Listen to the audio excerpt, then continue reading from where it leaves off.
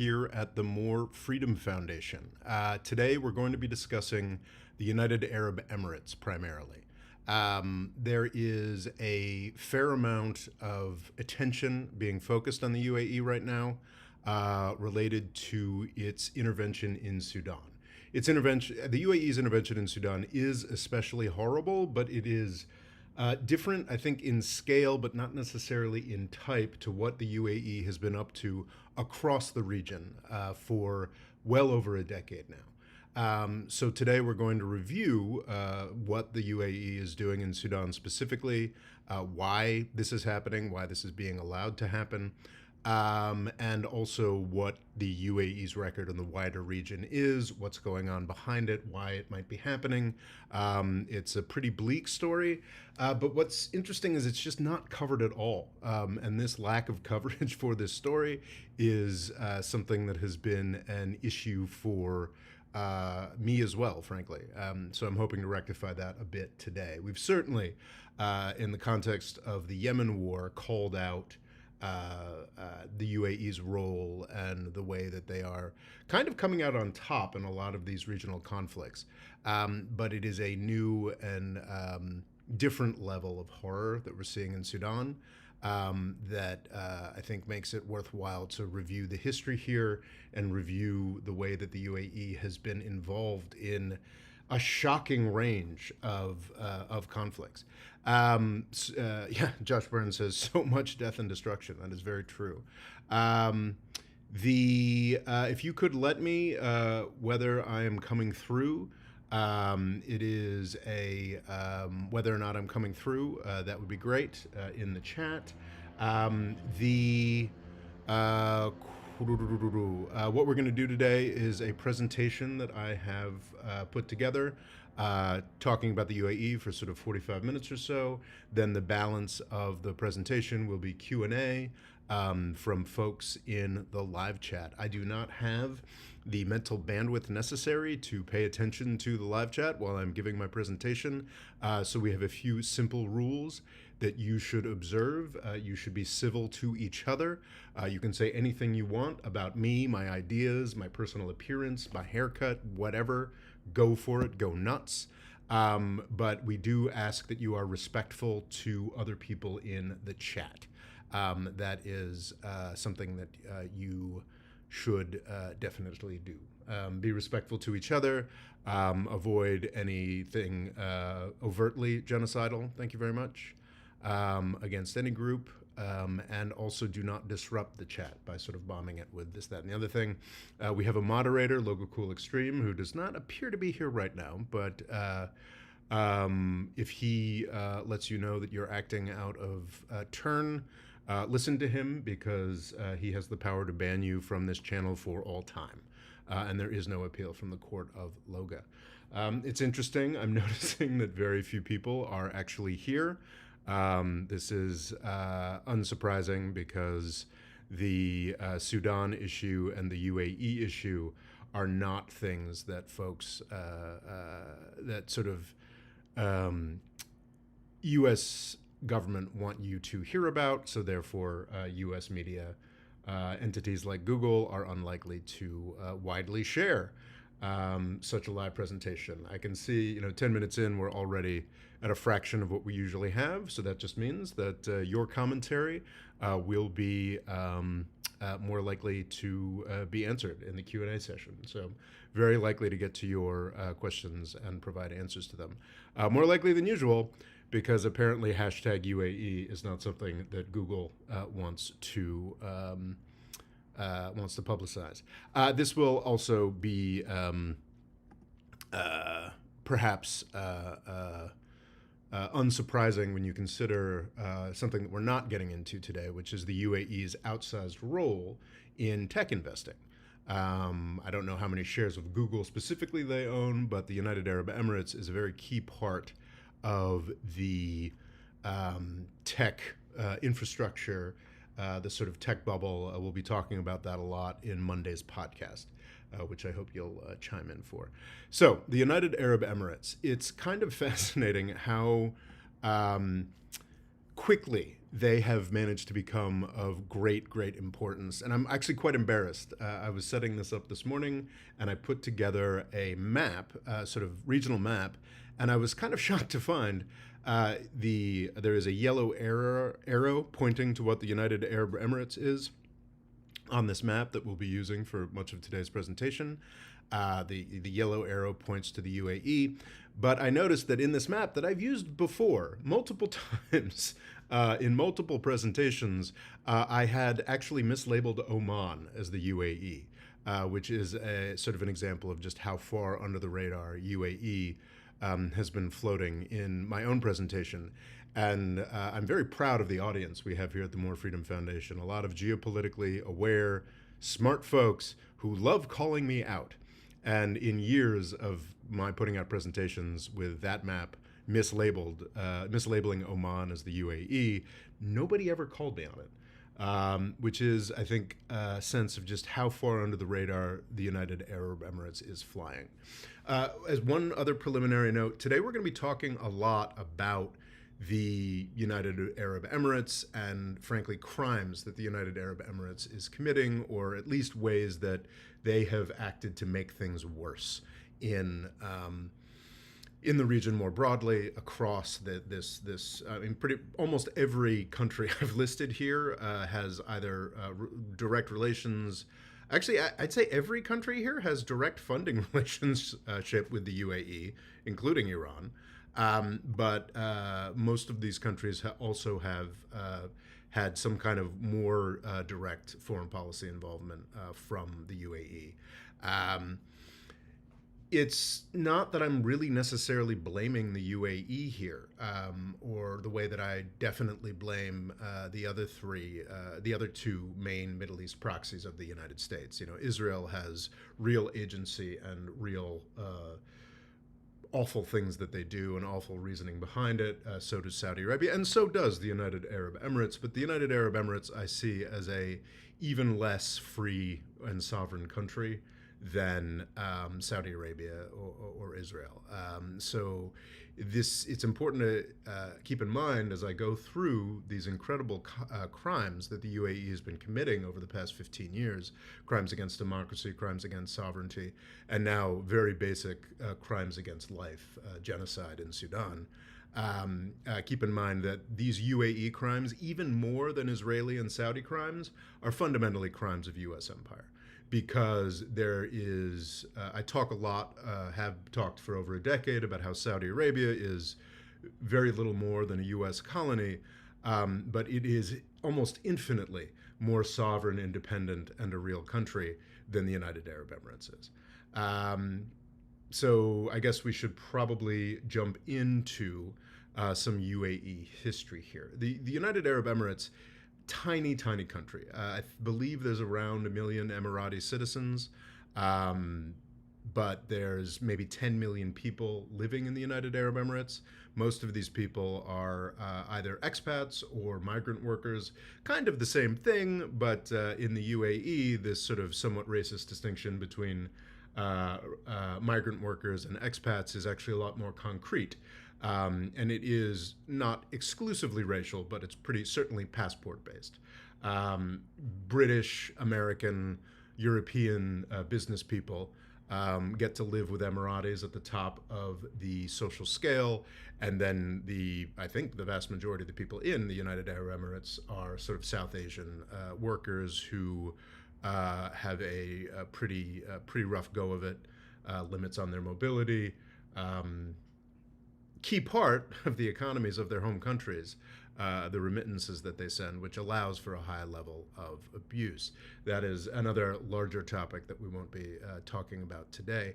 What I think is really important to focus on with the United Arab Emirates is its novelty as a real entity. The UAE as a country dates back a little over 50 years.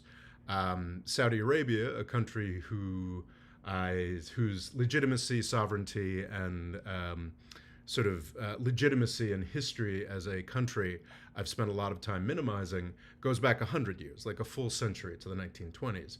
The UAE only goes back to the 1970s. Prior to that, what we had were the Trucial kingdoms, and it's quite transparent when you look at it and look at this history, the way that the UAE only functions, only exists as a follow-on of Anglo Empire, first British Empire and then U.S. Empire.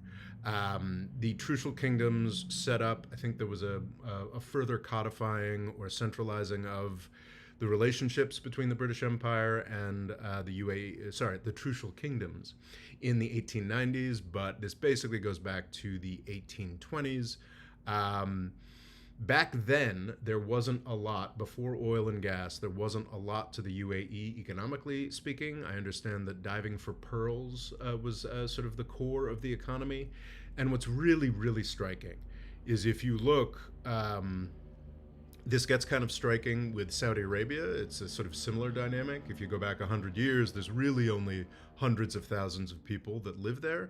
But with the UAE, if you go back to 1960, like if you go back to around when, most of our parents were young, you're talking about a country that just in economic and physical terms of population did not really exist.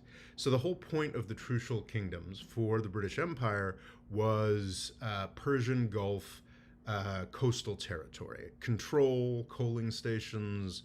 I actually meant to look up, but I'm not sure if there were actually any coaling stations in the territory of the UAE, but basically to block out regional actors and to keep them from having access to the resources of the Persian Gulf, or being able to block Britain from the resources of the Persian Gulf. So the Trucial kingdoms were crucially not, they were kingdoms, they were plural, they were local emirs or royal families or what have you that were, frankly, in most cases, little more than chieftains. I think you can make a more serious argument for continuity and legitimacy for the heads of the two largest emirates in the United Arab Emirates, Dubai and Abu Dhabi. I think the ruling family of Abu Dhabi dates back to the 1760s in the official histories.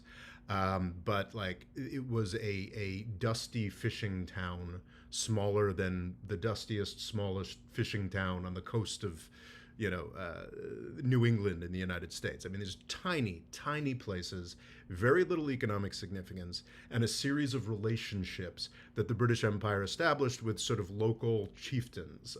That's a minimizing word, but I think is really fair. For what the Trucial kingdoms actually represented. And again, these were direct relationships with the British Empire, not with each other, which was used by the British Empire to play off these little tiny emirates against each other. And that relationship persisted into the 1970s is a very key thing to pay attention to. The history of British Empire, European Empire, really everybody's empire, Roman Empire, is, going back to the dawn of recorded time and going up through the 19th century. A lot of the relationships, you see a lot of this in British India, of empire to localities is like, well, we'll let you stay in power, but you've pissed us off, so the king's going to have to abdicate in favor of the son or the nephew or that sort of thing. It's sort of it is a form of imperial domination that you see throughout the 19th century, which is a sort of the imperial center sponsors a coup to put nominally the same royal family in charge, but someone we have more control of. I guess a great example of this would be Iran in the 1940s, when the British and the Soviets got together actually to kick out one Iranian Shah and put in the Shah that ended up being installed again by the United States and staying in until 1979. This is a sign of great illegitimacy, frankly, that in the 1960s we still had the British able to sort of rock up to the Trucial kingdoms and say, actually, yeah, we don't like this Abu Dhabi king. We're going to replace you with a better one that more adequately serves our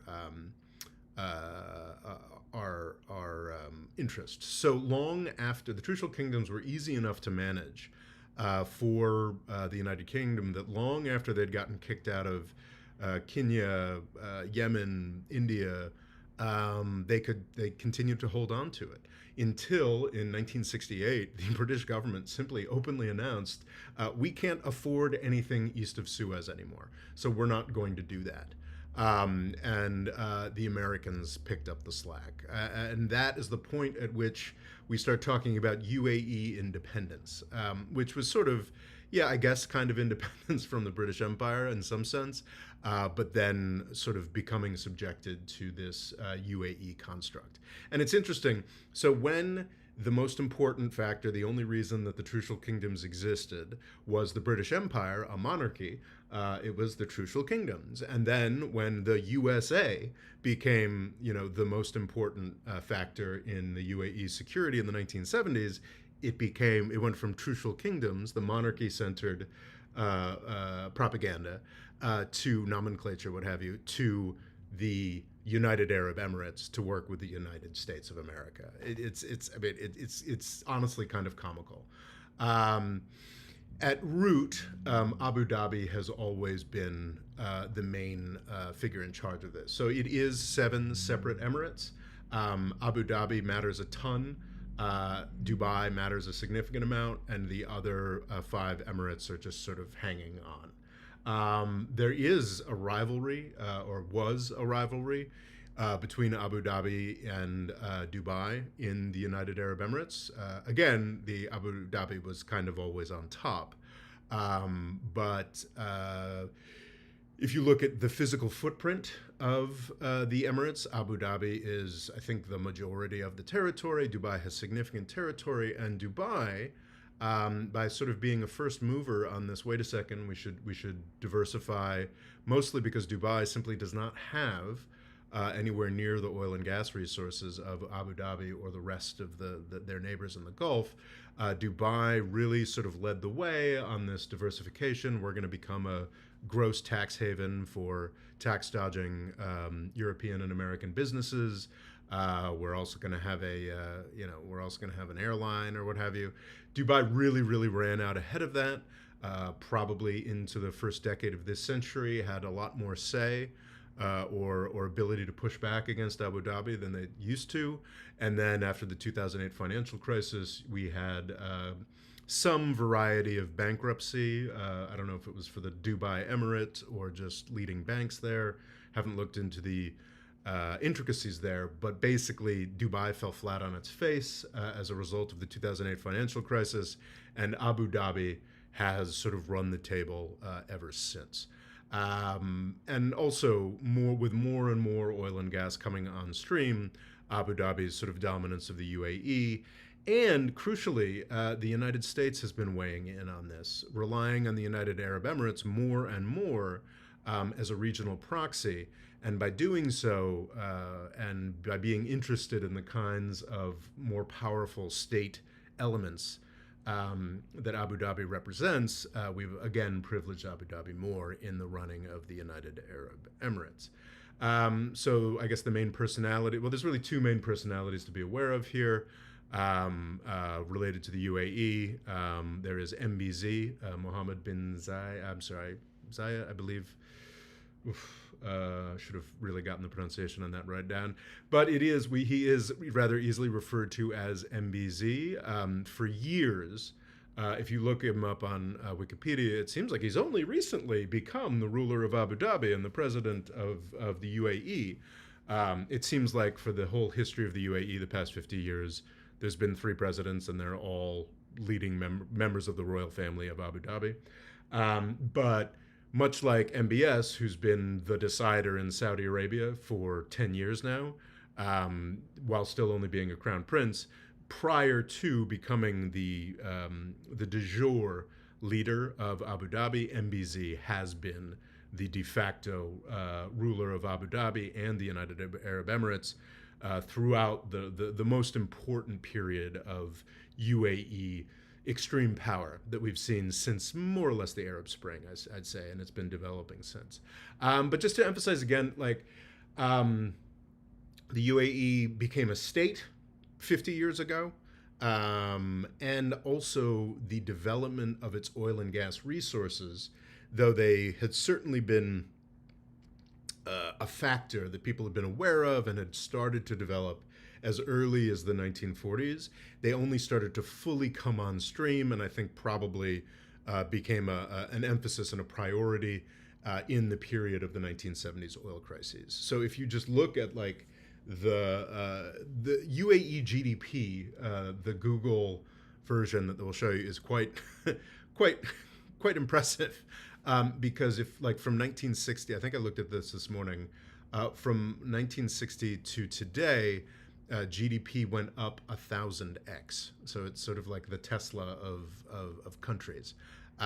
So a key part of this story is the UAE being capable of becoming a larger and larger player on sort of an exponential scale, as oil and gas became more and more important. Since 2014, we've been in this interesting period where we kind of have enough oil and gas. But the UAE, much like Qatar, a little less so than Qatar, is very, very insulated from this because, again, it has such a low population. Saudi Arabia, with its 35 to 40 million people, is really feeling the pinch from the sort of systemically low oil prices we've seen since 2014. The UAE just had so much and continues to just have so much wiggle room to play with only 1 million citizens that it's obligated to take care of. The other 9 million people there are either paid and can instantly be kicked out or are running businesses. I mean, the UAE is a tax haven. I don't have a ton of respect, as Trump expressed on his tour of the Gulf earlier this year. Oh, incredible innovation of the UAE. It's like UAE's innovation is a tax haven, and they're sort of doing it better than the Caribbean does. But I don't see that as particularly laudable or impressive, and I think it ought to be just sort of quickly knocked out legislatively by the United States and Europe. But it is real money and real diversification that the UAE has that Saudi Arabia has signally failed to build over the past decade. So you've got the tremendous push of the 1970s oil crises that I think probably launched the UAE further. And then in the China shock era, sort of, you can pretty much date the China shock from when Hugo Chavez became president of Venezuela until when he died. Sort of the China shock to oil prices also launched the UAE further into the stratosphere.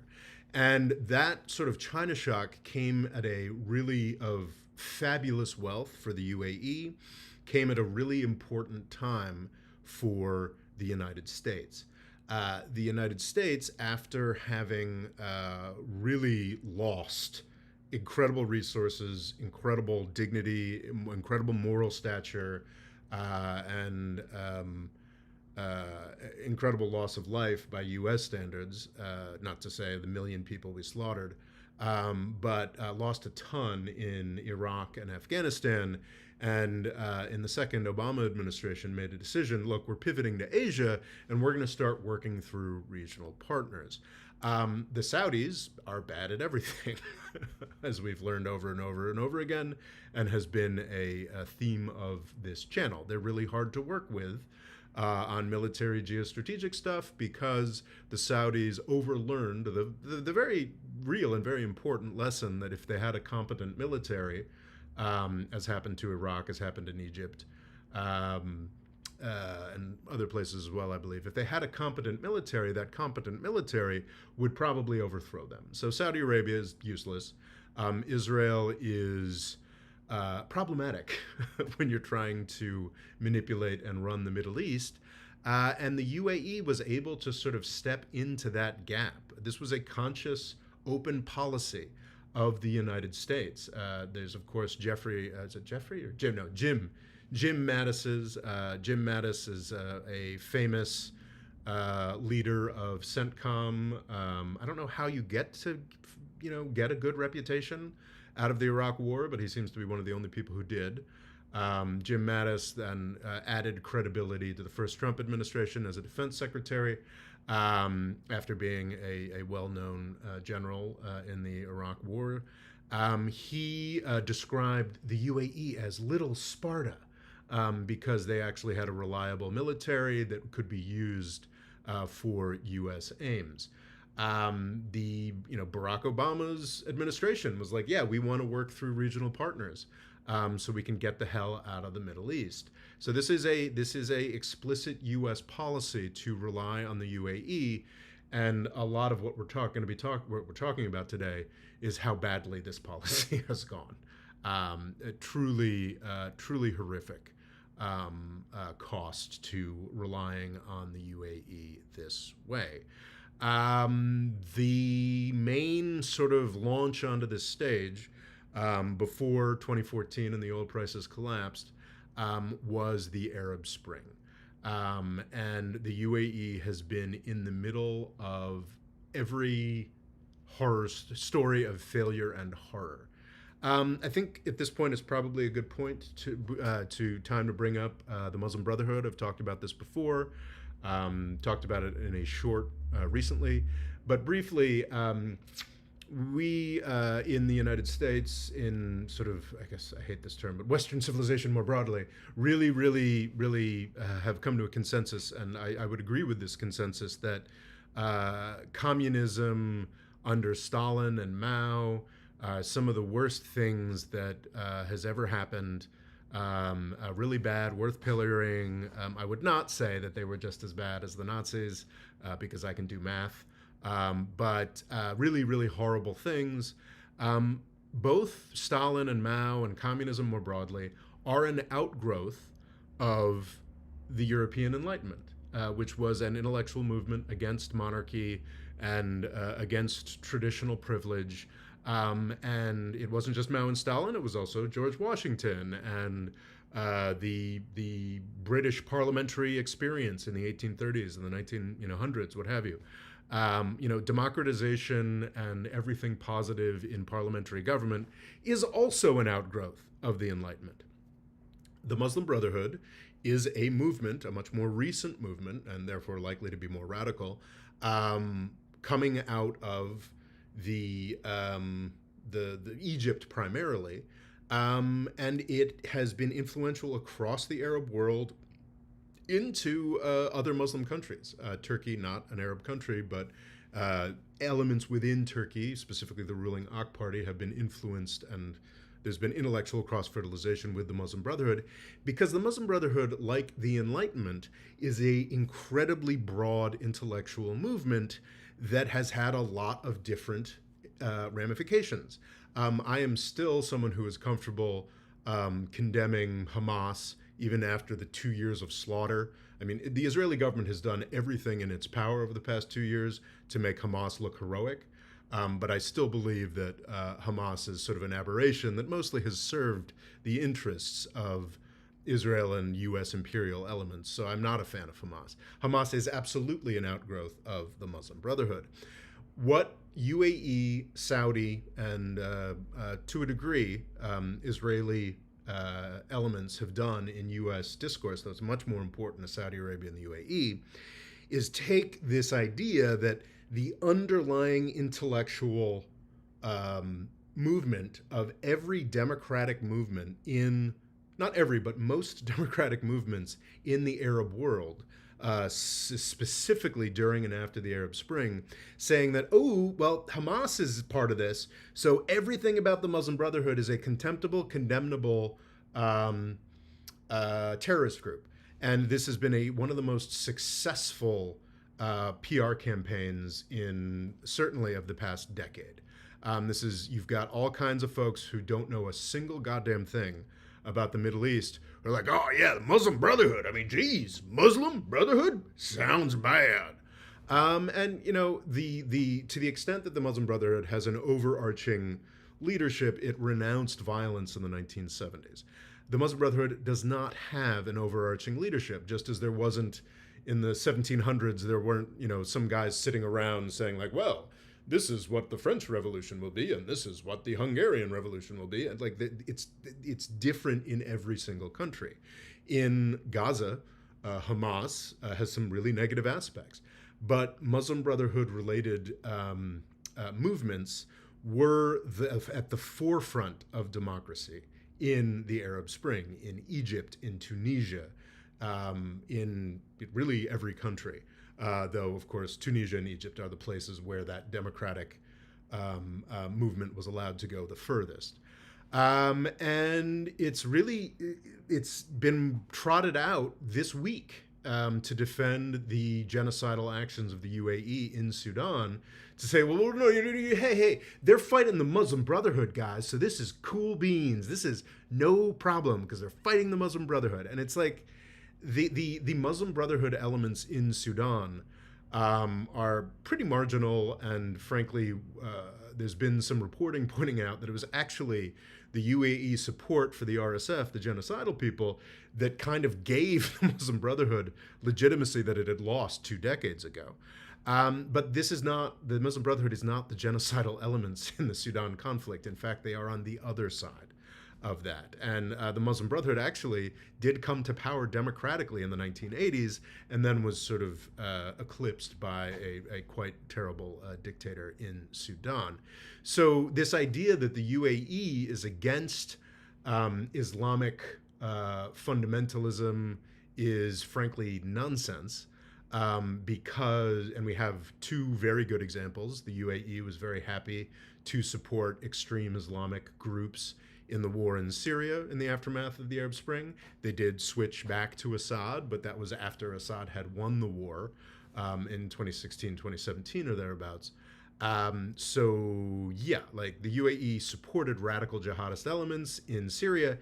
And I don't know if it's entirely fair to describe the RSF as jihadist, as jihadist has come to be known, but like the RSF and what is so horrible about what they are doing in Al-Fashir this week and Darfur more generally over the past 2 or 3 years. This is the same group of the famous Darfur genocide of 2004. So it is strongly Arab supremacist, strongly Islam supremacist. They are killing Christians and black people in the name of Islam and Arab nationality, and Christians and pagans, and also, I believe, Muslims. But they are doing it in the name of Islam, in the name of Arab supremacy, and the UAE is heavily, heavily supporting them. So like and I'm taking this from a literal tweet of an investor in Sequoia Capital, one of the more prestigious Silicon Valley firms in the United States, talking about how they're against Islamist supremacy. Like that's what he's saying, and like no, that's absolute nonsense. Like what the RSF is doing. So yeah, the UAE supports jihadism, Islamic supremacy, Islamism, this, that, and the other thing.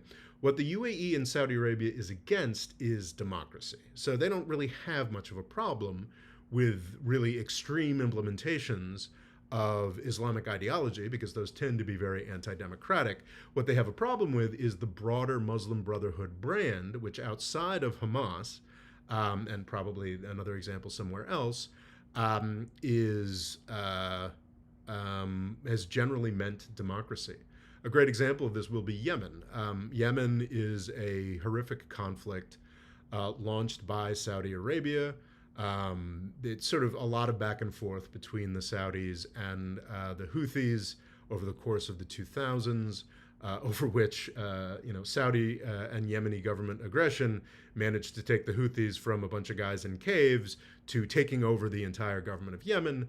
In 2015, to the eternal shame of the Obama administration, they authorized a Saudi attack on Yemen to take out the Houthis. And this is sort of another extraordinary example of the Saudis in Yemen specifically, because they wanted to defeat the Houthis. The Saudis were willing to work with democratic elements in Yemen, which were specifically the Islah Party, the most electorally successful political party in Yemen's sham-ish elections for the decades prior to this conflict in 2015. So a movement so politically powerful that they actually managed to force their way into a dictatorial political system through the ballot box, run by Saleh. Certainly Saleh utilized that party for his own ends, but it was if you wanted to fight the Houthis in 2015, Islah was the most legitimate and democratic-ish force to work with in Yemen to fight the Houthis. And the UAE came into that conflict with Saudi Arabia nominally to fight the Houthis. And it's been learned that, but the main thing they were doing was assassinating Islah party members, the enemies of the Houthis. So yeah, and including hiring really, really dumb U.S. Special Forces people who all they had to say was, these people are Muslim Brotherhood. Doesn't matter that they were Democratic politicians that were the only plausible opposition to the Houthis that have just humiliated the U.S. Navy this year. But no, they're Muslim Brotherhood. So a bunch of moronic U.S. Special Forces veterans were very happy to take UAE money to go assassinate what little democratic chance Yemen ever had. So that's just a key thing to remember when the UAE is talking about the Muslim Brotherhood and why they may or may not be doing something. So let's just take a look at this region map.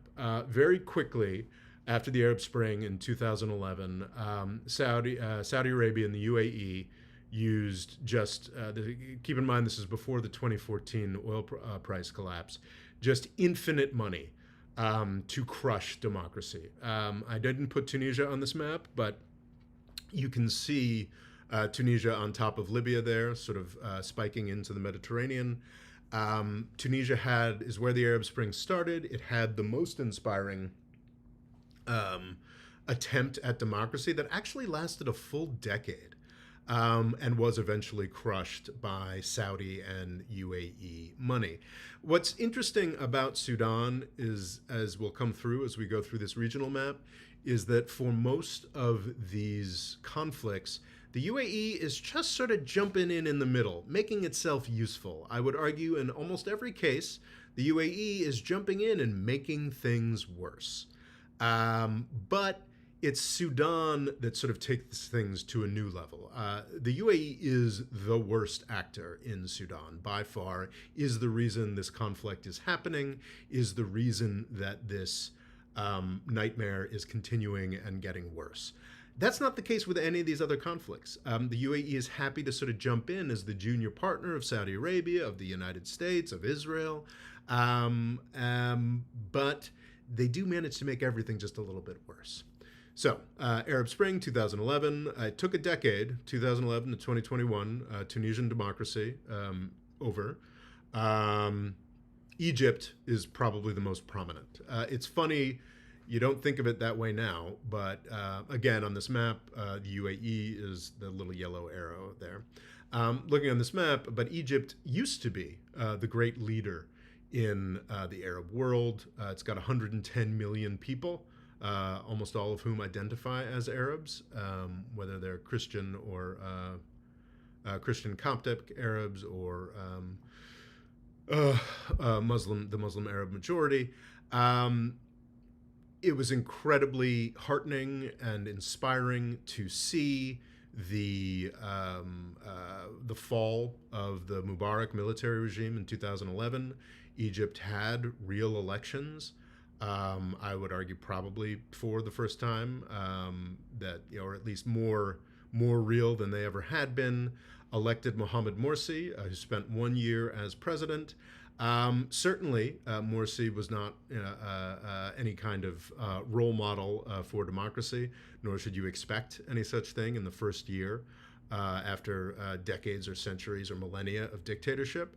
But he was there. He was attempting to govern the country, and long before he, started acting dictatorially, long before he was elected, the UAE and Saudi Arabia were pouring money into Egypt to make sure that democracy failed. And they did so successfully. And they continue to support the military regime that locked up Morsi. Morsi died in prison. The Sisi dictatorial regime in 2013 launched by slaughtering 1,000 peaceful protesters in Egypt from the Muslim Brotherhood. And all you have to say is they're from the Muslim Brotherhood, and that's all you need for the United States to just not care because of a tremendously effective propaganda machine on the part of the UAE. The UAE is 100% a U.S. colony, but the way that that money pours in to the United States, gets recycled into the United States, it really works to short circuit democracy in the United States. I have long maintained that the U.S. government is primarily there to do the work of defense contractors, and the UAE is great for business. It adds to regional chaos and allows us to sell new weapons. There's an extraordinary piece of work. I think it was Michael Petty and Trita Parsi. Perhaps this is before the Russian invasion of Ukraine, which changed the math considerably. But between 2011 and 2020, a full third of U.S. foreign weapons sales went to a variety of governments in this region that the UAE has basically been pushing into ruins, at least since the Arab Spring in 2011. The UAE, of course, personally buys a lot of those weapons, but that's pretty extraordinary when you think, again, before the 2022 Russian invasion of Ukraine, that has been an extraordinary bonanza for U.S. defense contractors. Before that point, a full third of foreign U.S. weapons sales were to this region that means nothing to the United States and also doesn't have a real strategic competitor to the United States present here. Please don't get me started on Iran. All the European countries that could have been buying U.S. weapons before 2020, all of the Asian countries, Japan, South Korea, that could have been buying U.S. weapons before 2020, and still the Middle East was an equal consumer of U.S. weapons. That is part of what the UAE has provided us here. So while absolutely the UAE propaganda, UAE nonsense, UAE funding has contributed to the United States creating destruction in this region that is completely unnecessary, keep in mind that ultimately it doesn't serve the UAE. It serves the United States weapons companies. Okay, so that's Egypt. Pretty extraordinary. I can't recall if it was this year or last year. The UAE put $30 billion in a single deal, I think for a lot of coastal Egyptian real estate, to shoring up the Egyptian dictatorship, which is pretty extraordinary. And it's basically because the UAE recognizes just how fragile this regional empire of blood that it has put together is. I mean, $30 billion is a lot of money for the UAE, even for the UAE. That's a lot of money. But they have to keep throwing good money after bad because their sort of regional hegemony, such as it is entirely dependent on this Egyptian dictatorship. And that's another thing to emphasize here. Everything about this is tremendously precarious, tremendously likely to fall apart. In Syria, one of the largest conflicts of the past decade, the UAE first has basically been supporting losers all along. They supported a bunch of jihadist rebel groups, as well as some moderate rebel groups, against Assad for about half a decade. Then they decided, well, okay, Assad has won, let's jump to him. And then, of course, U.S. sanctions, the Caesar sanctions specifically, did their work between 2020 and 2025. So the UAE got back into bed with Assad of Syria just in time for the government to fall. The relationship with Turkey is actually worth paying attention to. Erdogan is obviously a regional titan, but financially, with economic management, things have not been going great. Turkey is nowhere near as dependent on UAE, Qatari, and Saudi money as Egypt is, but it's been a big factor in the continuity of the Turkish Erdogan regime. So that's a UAE factor. UAE relationships with Iran are tremendously complex. That is sort of in part the reason why the UAE was launched, or at least got its seventh emirate, was because the UAE started taking islands away from the UAE. But yeah, that is more complex, and I'm just realizing we've made it almost an hour already, and we haven't even begun to start talking about Libya, Yemen, or Sudan, which are all huge locations of UAE perfidy. And it's kind of like an escalating scene. So Libya and Yemen, I don't blame on the UAE. Sudan, I 100% do. But the uh, the what's the word I'm looking for here? Um, but the UAE has made both of those conflicts tremendously worse. In 2011, the United States decided to destroy Libya, probably one of the least, more undersung, but worst things the United States has done this century. It happened under the sainted Obama rather than the truly, truly awful George W. Bush, Dick Cheney, rest in piss regime. So Obama did it, so we don't talk about it so much. It was just ripped the economic heart out of North Africa, the Sahel region under the Sahara, which had actually had a pretty good 2000s, largely because, Gaddafi, crazy as he was, liked pouring money into that region. That was ripped out, and the Sahel has fallen into chaos after that it has not come back from. And Sudan is definitely part of that story. Libya specifically has had sort of iterating official governments.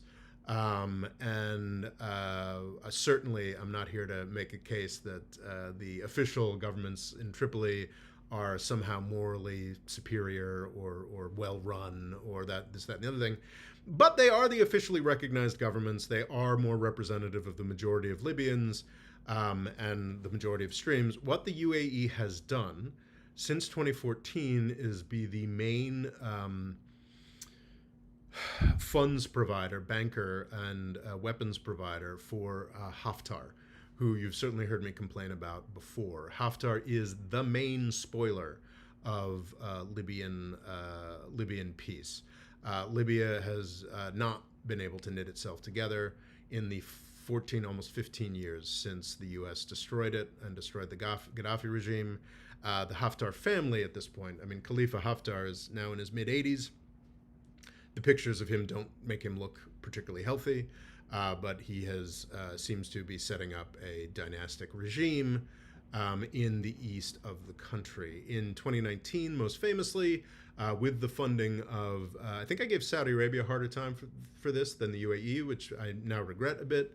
But with the funding of Saudi Arabia and the UAE and the recently bribed President of the United States, Donald Trump, at that point, Haftar was encouraged to go and invade the much richer and more populous part of the territory of the country. That thankfully failed, but it has been. Now, would Libya be divided and a contentious mess without the UAE? It's very likely. Destroying that place was a really horrible decision that the United States took in 2011, and Libya is still very much the U.S.'s fault more than anybody else. But the UAE is probably the main actor in keeping things crappy there. And this relationship is very important because, along with Chad under Libya here, which I did not label, Libya and the eastern Libya and Chad are the main places that the UAE is shipping weapons into to arm the Sudanese Rapid Support Forces, the genocidal militia that is carrying out these horrific crimes that we have heard so much about in the recent weeks.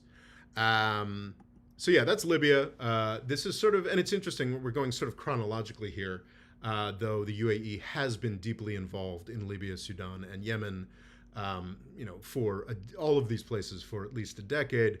We're going chronologically here, where things get worse and worse as far as Libyan participation.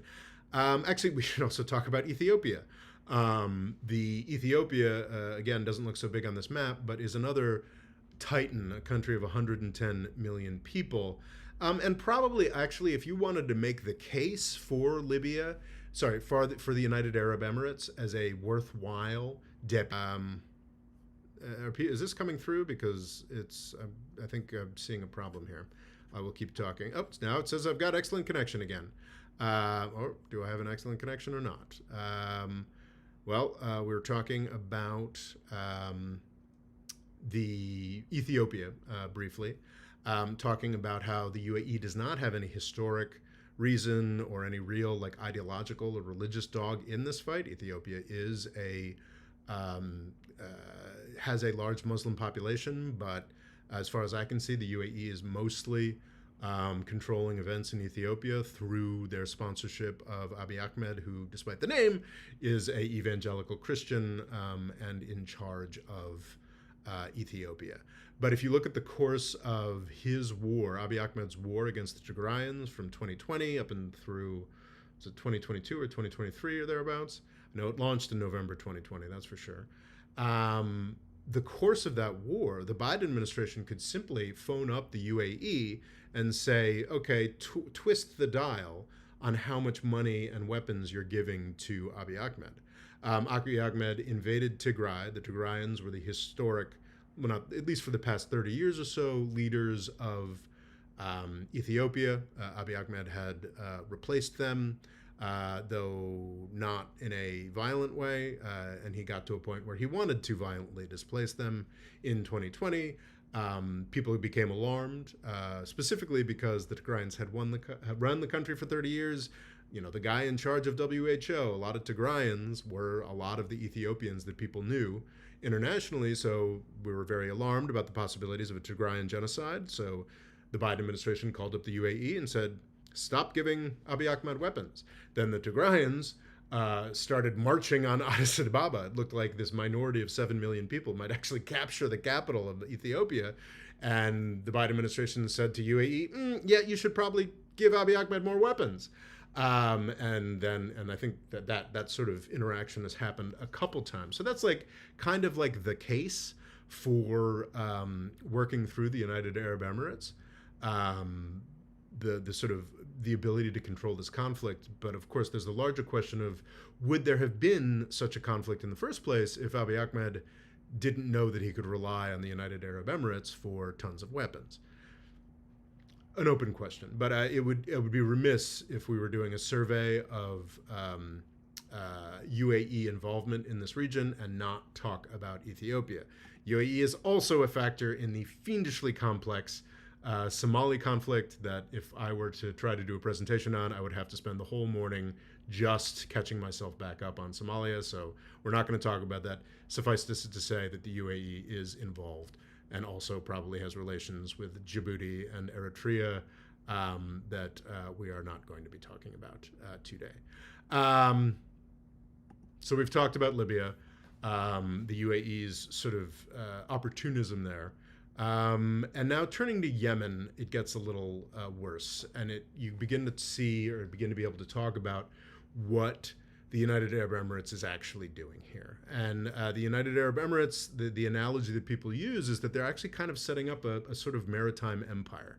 There is no historic or economic or technological reason why there should be any incentives to setting up a throwback kind of Venice-style maritime empire. None. Zero. Zilch. But because one of the most regressive and backward institutions on the planet, the U.S. military is still looking at the world in those terms, it kind of makes sense for us to have a little Venice proxy state. So that's what the UAE is doing. This empire of the UAE is based on ports and islands. It is tiny stuff that barely even shows up on the map, but theoretically, and we've learned actually that it simply hasn't, but theoretically should give the UAE some control over shipping lanes as a security partner. This has been utterly disproven by the Houthis this year. The United States, presumably with some cooperation from the UAE, decided to crush the Houthis to defend the sea lanes and utterly failed, to the point where Donald Trump, rarely to his credit, was like, we're not going to waste time doing this anymore. So yeah, like it's like what Dubai is doing doesn't actually make any sense. There's no reason to do it, but it is a backwards, disgusting form of government, a monarchy, that it sort of makes sense to them to set up this weird little port-based empire that I don't know. They think it works for them. They've stolen a number of islands from Yemen. It's not just Socotra, the very the very famous sort of Galapagos-like interesting flora and fauna island. But they've stolen that, and they've likely stolen some other stuff, some other islands as well. It's interesting. There was a lot of loud back and forth about the UAE asserting sovereignty over Socotra. Supposedly, they dialed back on that. Not just the international community was angry about that, but the Saudis were angry about that. Like, wait a second, why are we losing all this money in Yemen, and it's the UAE that just seems to be winning everywhere? But there was a lot of pushback about that 5-6 years ago. But now there is tourism in Socotra, and it's all run through the UAE. So yeah, I think that, and that's the story of the Yemen conflict. I get to, whereas I don't really blame the UAE for Libya. I have less sympathy for what the UAE was doing in Yemen. If you look at where Yemen is here under Saudi Arabia, Saudi Arabia actually does want to control Yemen. UAE just kind of cares about the ports and also really wants to crush democracy. And what the UAE has done has basically, after 2019 or so, decided that, well, and I think this was a part of their motivation the whole time, but after 2019 or so, they saw that the horrific crimes that the Saudis were carrying out in Yemen were bad for the UAE's image. So they completely refocused on crushing democracy and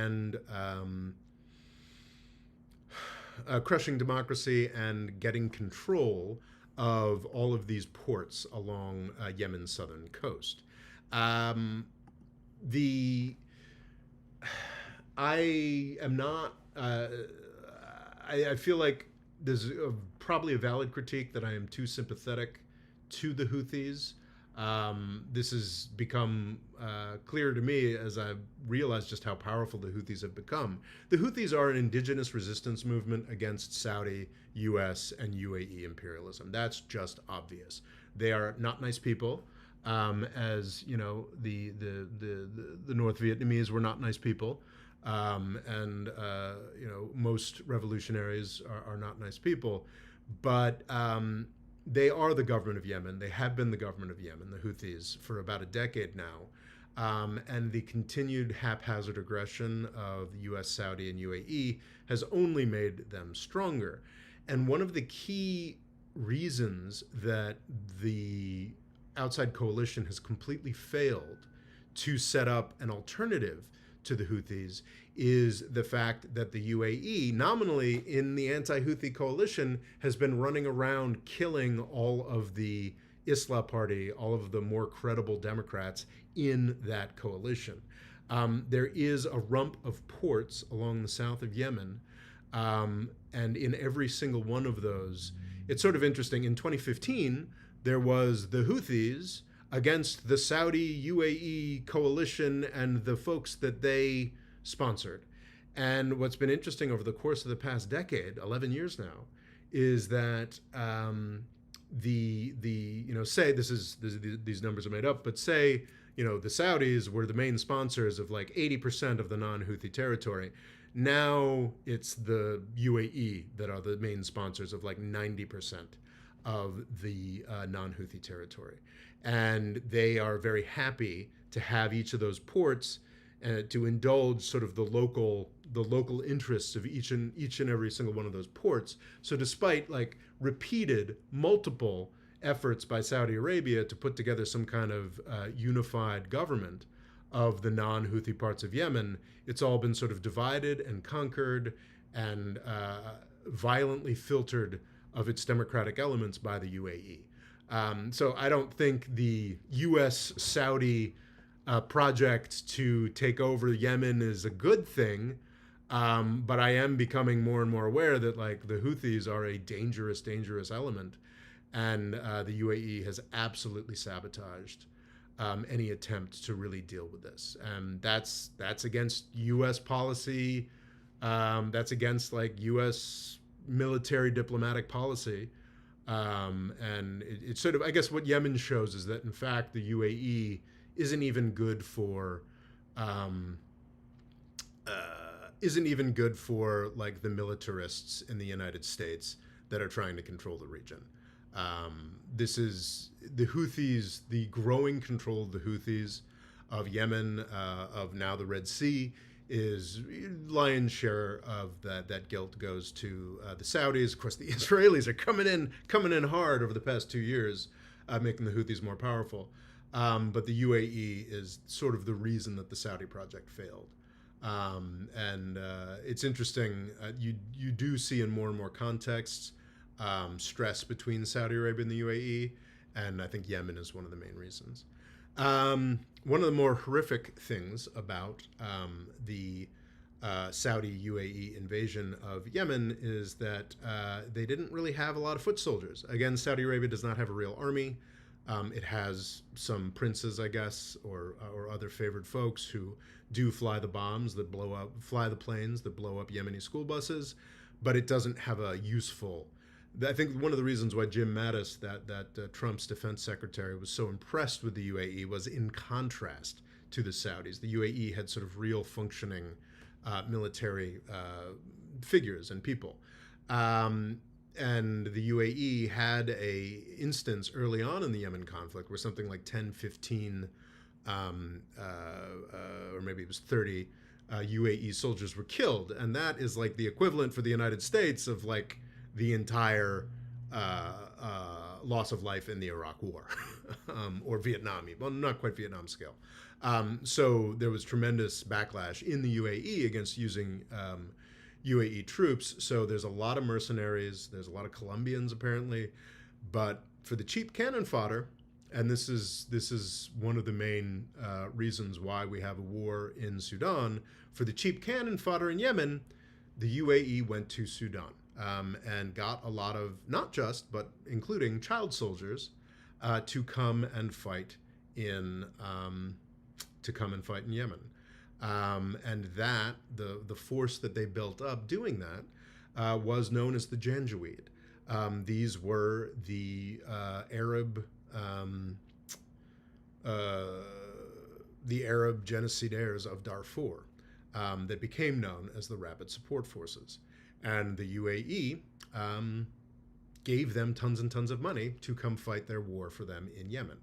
And that is one of the reasons why the RSF is a real force that has now taken over most of the populated areas of Western Sudan and is carrying out the genocide in El Fasher. In the other conflicts that I've talked about, there are other reasons why these places are so screwed up. There are other actors, both within the countries and foreign actors, that are more to blame for the chaos in all of these other countries than the United Arab Emirates. I would argue, as in Ethiopia, that the United Arab Emirates is unnecessarily throwing gas on the flame in all of these conflicts. But it's, Yemen is the Saudis' fault. Ethiopia is Abiy Ahmed and the Tigrayans' fault.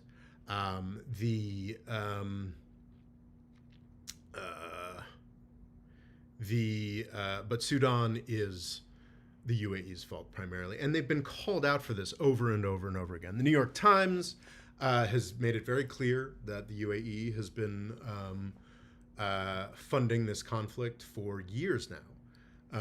They've been very explicit about it. U.S. government officials under both Biden and Trump have been like, yeah, the UAE is obviously the main problem here. This does not translate into policy because the UAE has very sensibly made itself probably the only, Morocco signed the Abraham Accords. It's funny, Morocco and Kazakhstan already had good relationships with Israel before signing the Abraham Accords. Bahrain is not a real country. The UAE is also not a real country, but it is like the most significant actor that has signed the Abraham Accords with Israel. And that is another reason why the UAE is able to do whatever it wants. The UAE impact in Sudan is nominally about The what's the word I'm looking for here, is nominally about the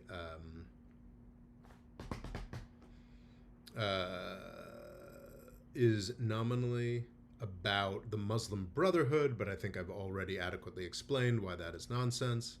And frankly, the Muslim Brotherhood, which was elected, I think, in Sudan in the 80s, was a significant part of Omar al-Bashir's dictatorship until he got sick of it, and kind of, marginalized them more and more, was actually not a real player in Sudan when Omar al-Bashir was kicked out by a really inspiring civil society democratic movement in 2019, was not a factor in 2021 when the two warring sides today actually worked together in 2021 to crush the democracy with heavy UAE funding. Muslim Brotherhood was not a factor. It was actually only in 2023, after the RSF, the genocidal elements that have, created the blood-soaked town of El Fashir that you can see from space, which is the thumbnail of this video.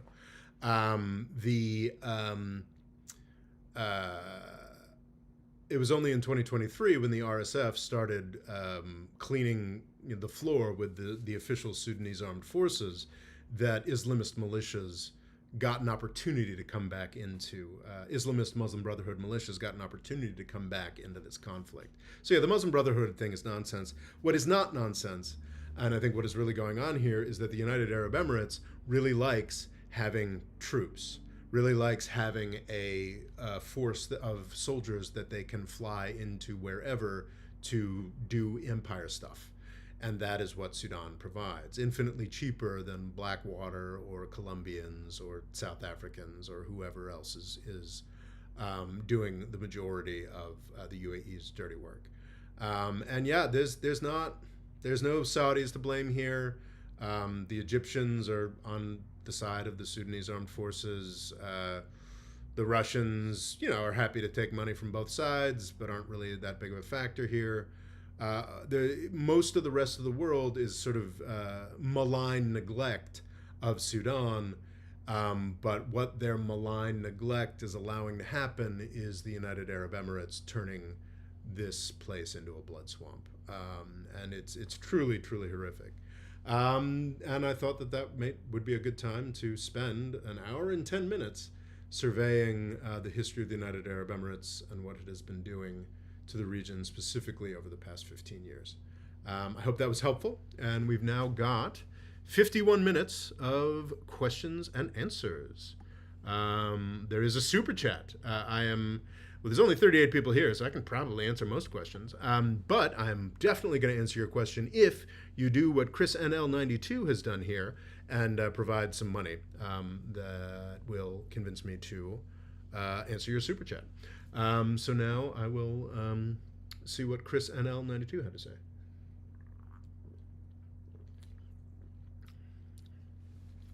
Chris NL92 says, "Hey Rob, if I'm not mistaken, you have stated before that the U.S. empire can survive Donald Trump. But what about the republic itself? How much damage is Trump causing to the democratic institutions?"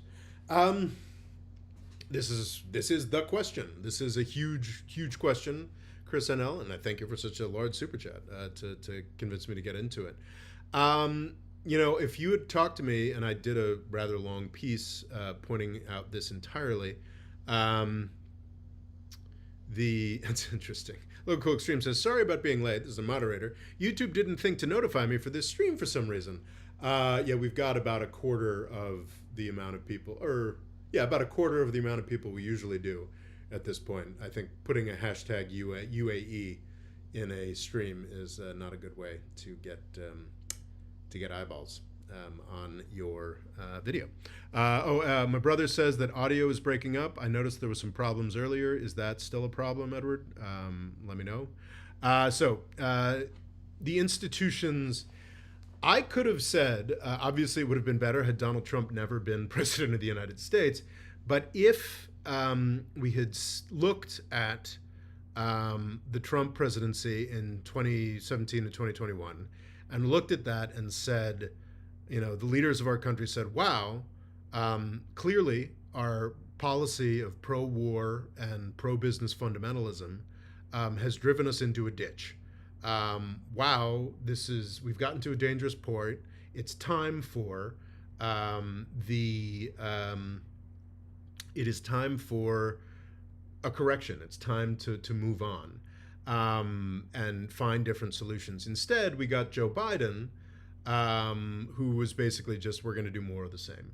And we're going to double down on the policies that made the US public angry enough to elect Donald Trump. So we're going to elect him again. So I don't think that we're going to be quite that stupid. I think that every politician in the country after Mamdani's win, including Donald Trump, knows that the name of the game is affordability.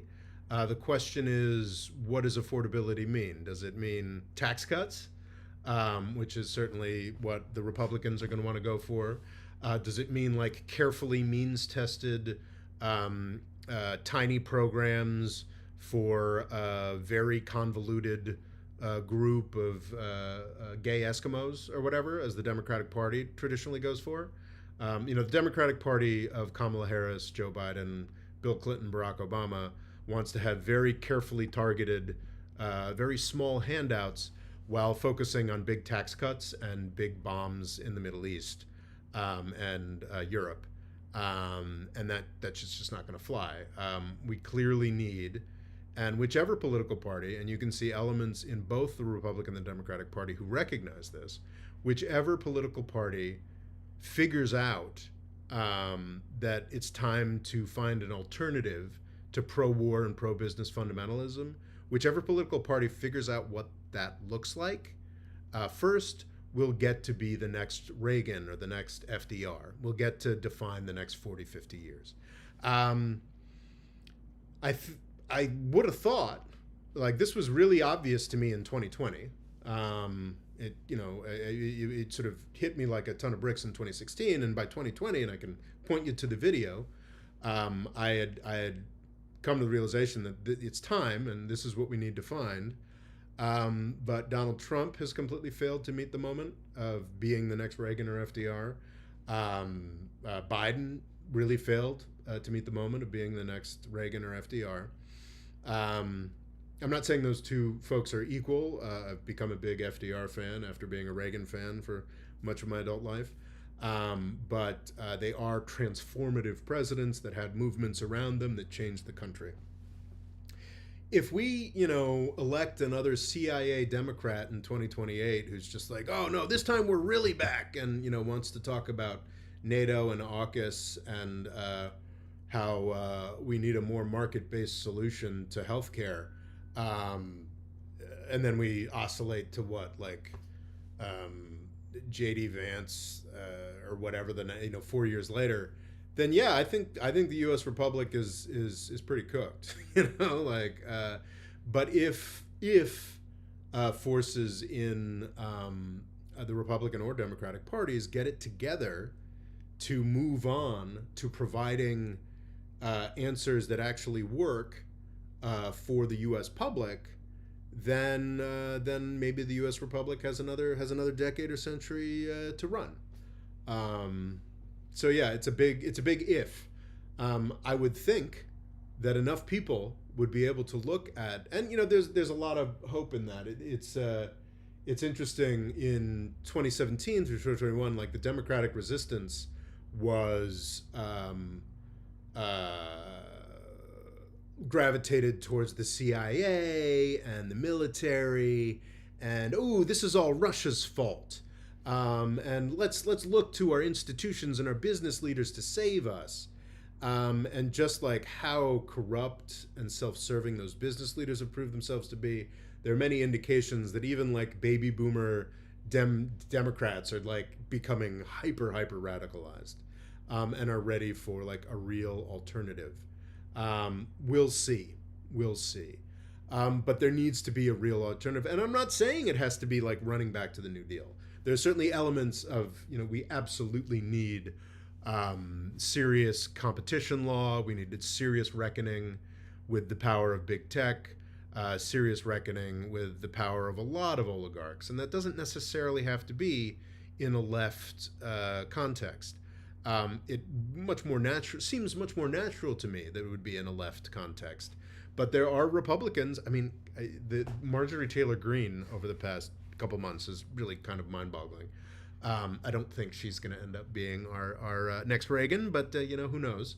But there are elements within the Republican Party that recognize what I've been talking about here, that pro-war and pro-business fundamentalism has failed. I think that there are more elements than the Democratic Party that could potentially. It seems more likely to me at this point that the Democrats, especially with just god-awful Donald Trump still as the standard bearer, the Democrats have the better chance to be the next formative party, but nothing is guaranteed. And yeah, I do believe that U.S. empire can survive Donald Trump. It's interesting. We're beginning to see the Trump administration just sort of like shy away from China, which good. We can spend another $1 trillion and kill another couple million people completely unnecessarily in the Middle East without ending human civilization. The China horseshit that Trump started in 2015. The U.S. military state has been geared towards fighting China since the fall of the Berlin Wall. But allowing that to dominate our politics, that's a Donald Trump thing. And it's stupid. It's fundamentally really stupid.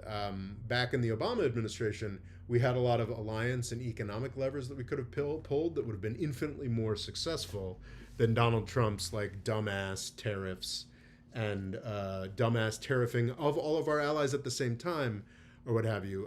Trump sort of started this hyper-aggression against China. Biden continued it.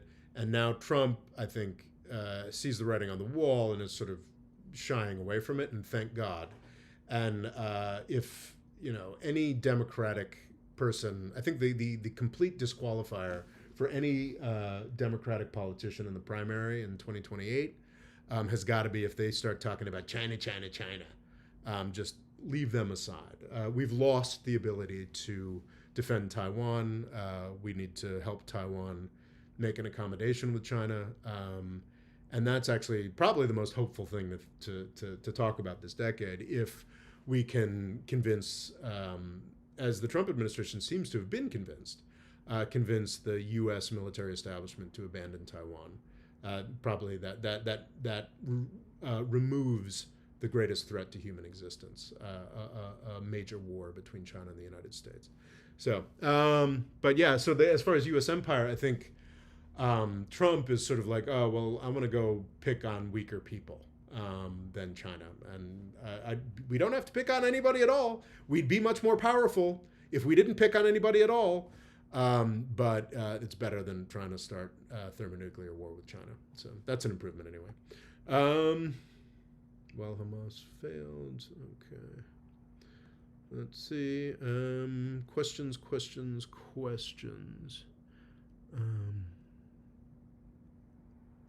Peace President recently read your essay. Oh, interesting. Fado says he recently read your essay, Everybody's Lying About Islam. It was good, but I think you'd have more to say today. Yeah, I think I would have more to say today. But I mean, I wrote that in 2017? That's like 8 years ago. I'd say that I have an infinitely larger and finer grained understanding of the Middle East today than I did in 2017. Well, thanks for reading. But I do think that Everybody's Lying About Islam is still, it's a very short and worthwhile primer on just the nonsense of complaining about terrorism when it is largely Sunni jihadist terrorism that had a huge impact in 2001, and again at the time of that writing in 2014, was largely a U.S. Saudi production to win the war in Afghanistan in the 1980s against the Soviet Union.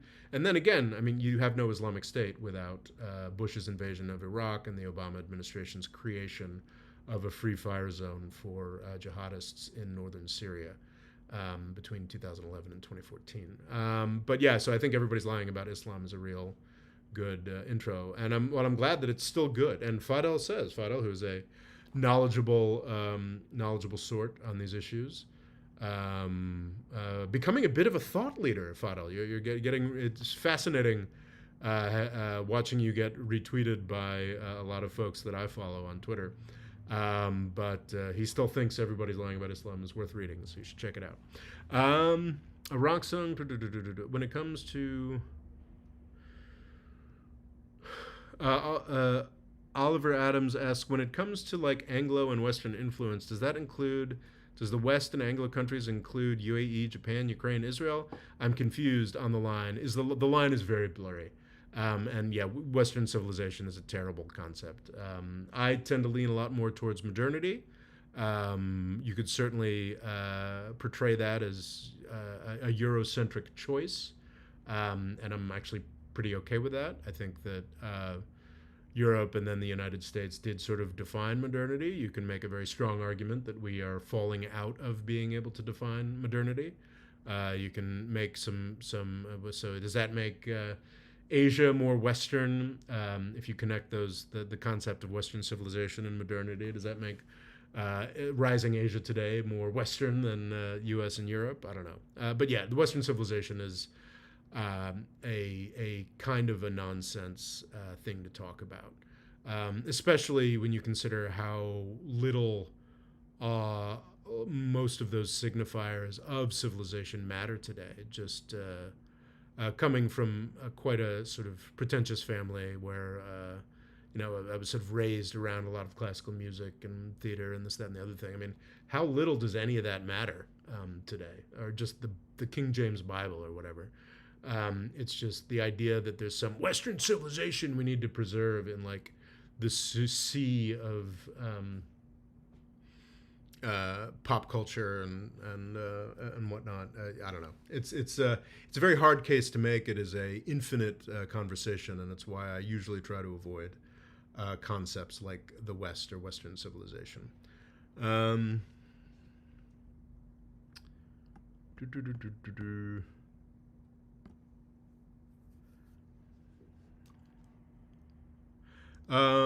Escanor 2001 says, I've heard many reports on Yemeni social media indicating the possibility of an anti-Saudi UAE revolution, and some sheiks in Al-Mara have begun speaking openly about expelling the Saudis. That's interesting because Al-Mara that's all the way to the that is all the way to the east, right? So that's up against Oman. I mean, that's the poor Saudis. I mean, the Saudis brought this on themselves, but Al-Mara, my understanding was that was like the one sort of out desert oasis where the Saudis had some small amount of power. And potentially Al-Mara has the capacity to kick out the Saudis. I would question the capacity of the majority of the non-Houthi Yemeni types, the capacity to kick out the UAE. They don't have a unified government. They don't have like trade policy. They don't have like there's so little that non-Houthi Yemen has, despite having control of all those southern ports.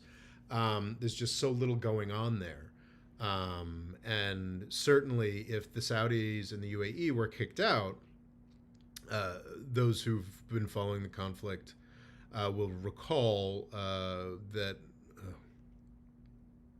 Marib, the 2-year-long Houthi attempt to take Marib, where the Yemen's very small oil resources are located, was completely the resisting that was completely dependent on Saudi UAE support.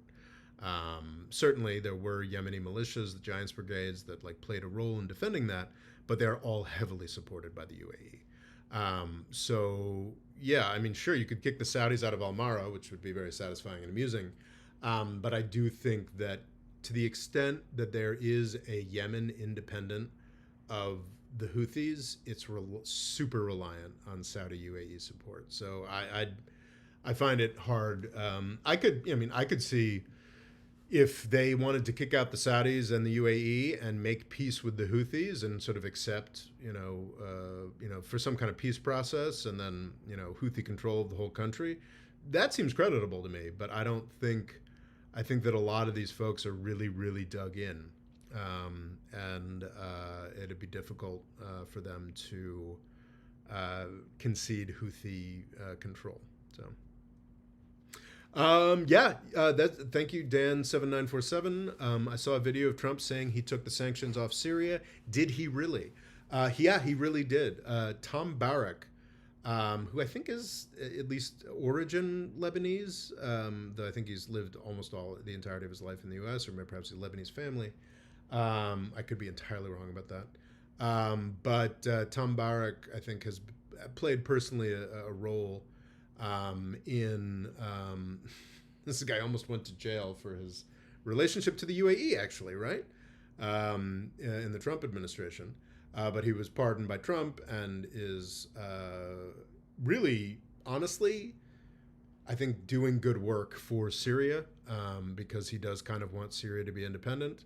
As I said, when Barak and Trump started announcing that the U.S. was removing sanctions on Syria, I said, okay, that's cool, but I'll believe it when I see it, because the Caesar sanctions specifically that were put on the country in 2020 after Assad had won the civil war to make sure that he would lose it successfully, those are congressional. But, and it's a long process and it's a difficult process, but I do believe that the Trump administration is prioritizing, in partnership with Congress, lifting these sanctions, which is a very difficult thing to do. And I'm very happy to see that. So yeah, the Trump administration is leading the way on lifting Syria sanctions. Oh man, I just love the Primal Fuckhead. That's such a great avatar name. Talking about Western civilization, I guess. It comes down to entryism, I suppose. For instance, next door district, Connolly died and was replaced by his top aide or something in a firehouse primer. Okay, I have no idea what you're talking about. So that was not a question for me. The Sunny 333, More Freedom Foundation. What do you think on the recent event about Western Sahara, Morocco, Algeria? I have not been following it, and I apologize. As part of my sort of endeavor to better understand the MENA region, I read a lot of books and spent a number of years closely following North Africa.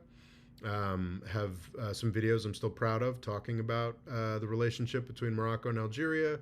I have a whole series on Tunisian democracy. I haven't really done an update on Tunisian democracy since it fell in 2021. I did sort of do a post-mortem on Tunisian democracy. Yeah, I can't say that I have any real... anything real to contribute to what's happened. My understanding is more and more people are, more and more actors are reconciling themselves to Moroccan control of Western Sahara, which the Trump administration conceded in his first term in return for Morocco signing the Abraham Accords of peace with Israel that they already largely had. But I did see a headline or two, but I have not been following that as closely as I should. I should look into that. Where do you see Libya in all this? Will anything happen there? I think that, and I don't know if Fadl's still here, but for years, Fadl was, bringing me back to paying attention to Libya.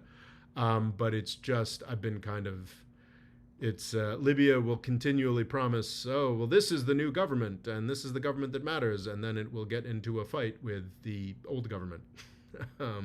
And the old government won't go away. And we've seen that multiple times. I honestly have been dispirited enough that I haven't looked into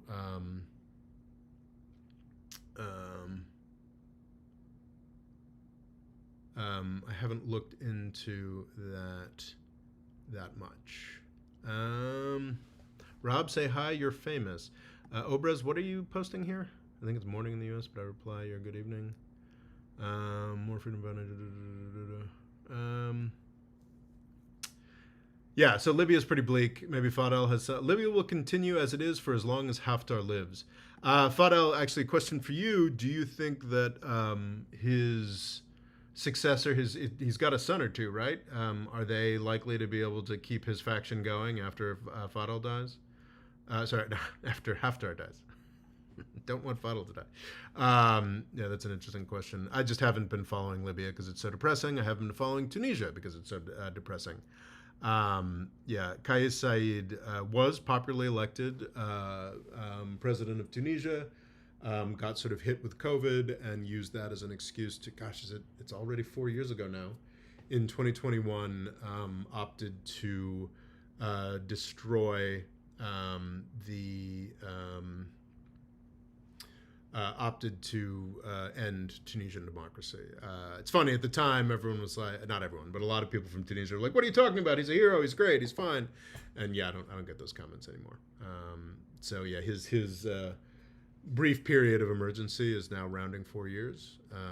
So yeah. What do we got here? Someone was asking about a CIA Dem Spanberger in VA. I was commenting it's similar to Plattner stuff, sizzle versus steak. I mean, I don't like Spanberger. I haven't liked Spanberger for a while. I noted that she was picking fights with Mamdani right before the election, which is pretty dumb. But actually, you know, it's funny. I'd sort of had a thought recently inspired by a tweet. So Spanberger is a CIA Democrat. I don't like CIA Democrats. CIA Democrats are, I mean, this was a big focus for Rahm Emanuel. His big thing was like, ooh, Rahm Emanuel was a very influential. He's probably going to try to run for president. He was I think ended up as a very unpopular mayor of Chicago. But he was most famous, got played by Andy Samberg on Saturday Night Live. I don't know if anybody remembers what either of those things are. But he was Obama's first chief of staff. And he was very powerful in Democratic circles. And his whole shtick, which I think has hurt the Democratic Party massively, was we need to get tough Democrats. We need to get Democrats who fought in the war on terror and like are CIA people and are this, that, and the other thing. And that's been I mean, some of those folks are great. But and I think the proof is in the pudding. The proof is what their politics are. Plattner is in Maine is very interesting. He apparently never worked for Blackwater, despite the sort of the thing, but he was a veteran. He is sort of the Rahm Emanuel kind of guy, but is very anti-genocide, is very against the military adventuring that he did. And so, yeah, like, I'm not saying you can't be a Democrat if you served in the military, you served in the CIA, but you shouldn't be a Democrat if you are still putting forward the ideology of the CIA and you're like bragging about, like, there's a very large distinction between Graham Plattner, leaving aside the controversy of his tattoos or whatnot, between Graham Plattner, who's like, yes, I fought in these wars. And it seems likely to me that he fought, actually, you know, did more fighting in these wars than most of the other veterans. No, I shouldn't put that in quotes. That they are technically veterans. But like J.D. Vance, you know, Buttigieg, like these guys sat in offices, and Graham Plattner was actually out fighting and killing people. Anyway, so Plattner has documented at great length in his exhaustively provided internet history that, you know, agonizes about his time in the military and is basically, his message is, we should stop doing this shit. Nobody should be sent over to do this kind of garbage that I did. Versus Abigail Spanberger or Alyssa Slotkin, who are high-profile Democrats who are like, you should vote for me because I defended America, because everything I did was good, and this is awesome, this thing that I did. And it was not awesome, that thing that they did. It was not awesome what Graham Plattner did. It is not awesome that the United States has destroyed the Middle East in service to, in service to U.S. defense companies and our various proxy states. And I think Graham Plattner acknowledges that that is not. I think Graham Plattner is still a very live issue. I know that there are supporters of this channel who are deeply disturbed by things that he has said online and his tattoo that may or may not have been Nazi related. Perhaps there are more revelations to come that will show that he's a really bad actor. But I'm it's for the people of Maine to decide. And Abigail Spanberger and Alyssa Slotkin still actively support an ongoing genocide. Graham Plattner's against that. So if Graham Plattner is um, disallowed for a tattoo that he's since covered up and regrets and claims to have not thought was related to something. Is that more disqualifying than the fact that Spanberger and Alyssa Slotkin are still proud of the work they did in the Middle East and are still supporting a genocide today? To be clear, I will, unless, I don't know. I mean, who knows what 2028 looks like, but absolutely in 2026, I will support any Democrat against any Republican. And I think it is the duty of any American to support any Democrat against any Republican.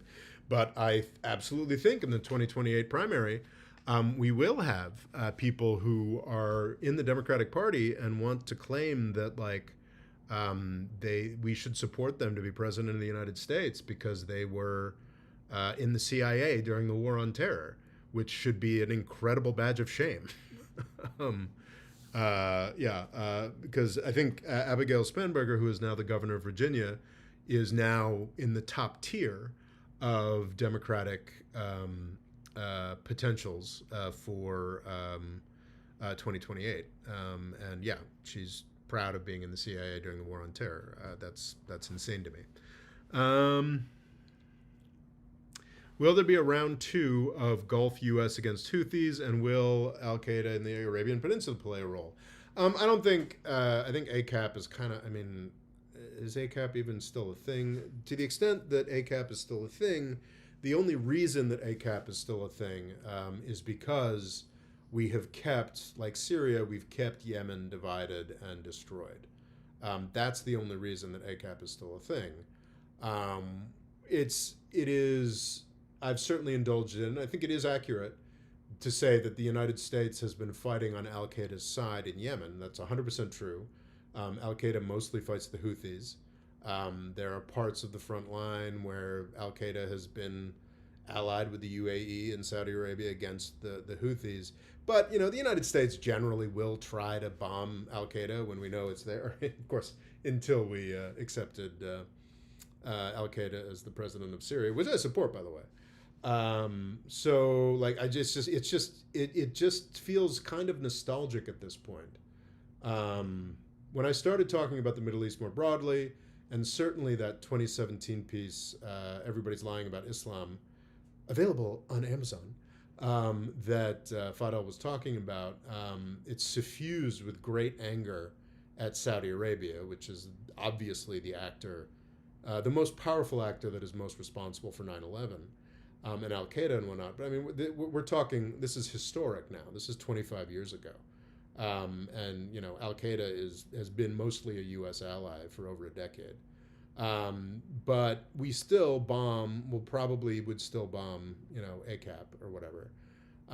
So I don't know, will there be a round 2? I mean, Israel is chomping at the bit for a round 2 with the Houthis. I haven't been following, how is the Red Sea looking right now? I would, have the Houthis acknowledged the ceasefire in Gaza. I think the Houthis could defensively argue that there isn't a ceasefire in Gaza, that the Israelis are still bombing more or less at will. And I know the Saudis it's just the Houthis are the government of Yemen, and but as part of that, they maintain sort of a what's the word, like a Potemkin government, or like a veneer of democratic accountability. They had like a prime minister and a whole cabinet full of people that were like Yemeni technocrats, like the kinds of people who had, gone to the UN, or like had like distinctions or qualifications that the rest of the world respects. And this is true everywhere. I'm thinking about like World War One or whatnot. You'd have like governments that weren't really governments, but were sort of window dressing that actually become a lot more important as soon as the guns stop. So there was scope for this sort of kind of fake government that like was like making an accommodation under the Houthis to, as soon as the fighting stopped, being like, no, wait, we actually are the prime ministers of Yemen, and the Houthis have to like get in line, you know, like that sort of like the tension between the Tatmadaw in Burma and Aung San Suu Kyi, who was like, you know, when the fighting got less, then Aung San Suu Kyi was able to assert more and more power, then of course got couped for it.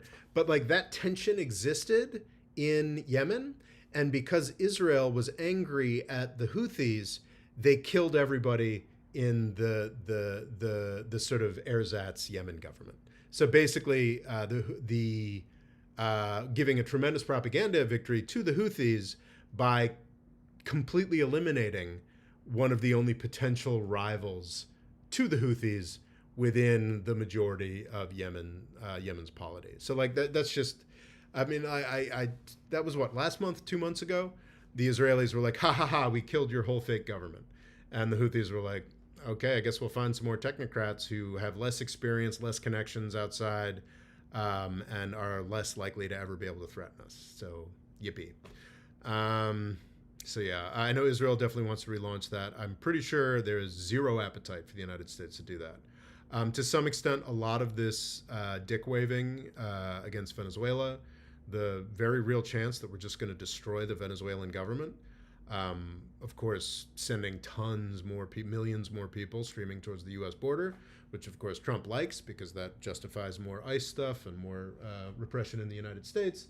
One factor in why we're doing that is because the United States was so humiliated by the Houthis in this sort of 1 month war that Trump allowed CENTCOM to do, and then was like quickly like, wow, we're losing, and we're getting closer and closer to an aircraft carrier or a destroyer getting sunk by these like nowhere people by one of the poorest countries in the world. Obviously we're going to stop this, and kind of doing the Venezuela thing is to a way to feel tough again after that screw up.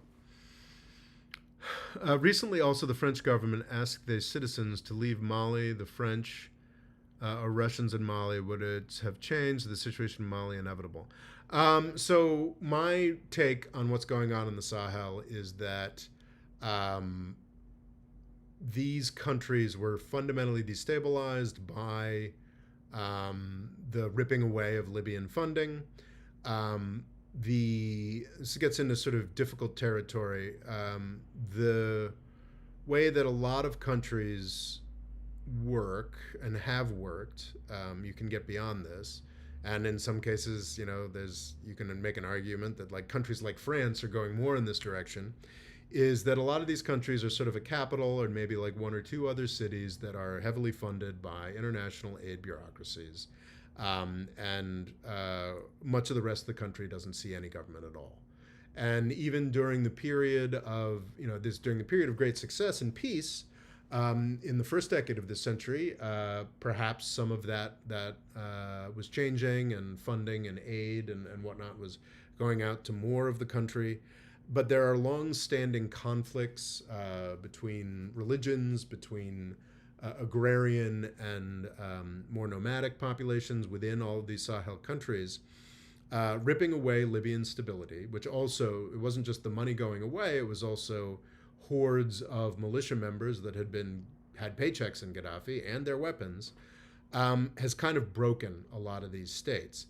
What first France and the United States did for a decade to complete failure, and what the Russians have now done for 2 or 3 years now to complete failure, is to basically go with the elites in these capital cities, sometimes of a different ethnicity or just a very different cultural way of life than the rest of the country, and say, okay, we're going to help you get tough, military, we're going to build up your militaries to get tough. All of these built up militaries have done coups against what was left of democracy. And of course, with what was left of democracy, there was some scope for negotiation, and like all these other placeholders being like, stakeholders being like, hey, we're not getting much as nomads, we're not getting much as Muslims or Christians or animists.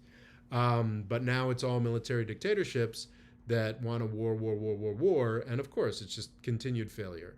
And is there legitimate, JNIM and other are these legitimate like Islamist like scary jihadists? Like some of them, yes, but like the conflicts that are keeping this thing going and making these Islamist types bigger is this continued lusting after a European or international element.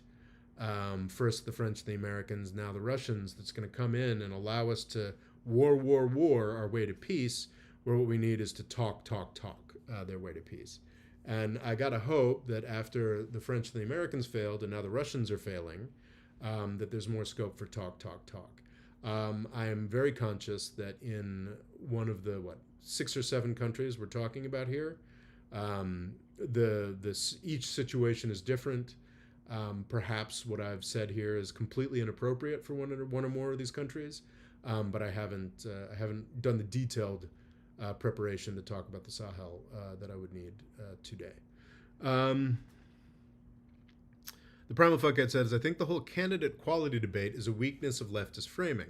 Not to equivalent Plattner and Spanberger.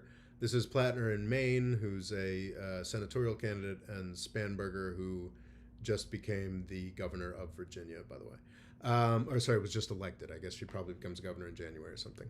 But to validate that Spanberger does have an appeal to normies, baby bathwater shit. Yeah, no, I mean, yeah, it's and honestly, with Spanberger, who's someone I've long disliked, very pro-war and whatnot, in Northern Virginia, I think I do have a little bit more of a tolerance for CIA Democrats, because Northern Virginia is, of course, it's Washington, D.C. I mean, like CIA, like military, the Pentagon is in Northern Virginia.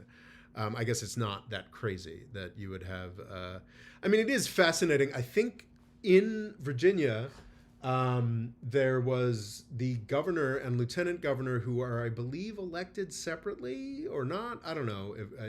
Virginia is one of the oldest states in the Union, and is actually one of the most powerful states in the Union for a very long time.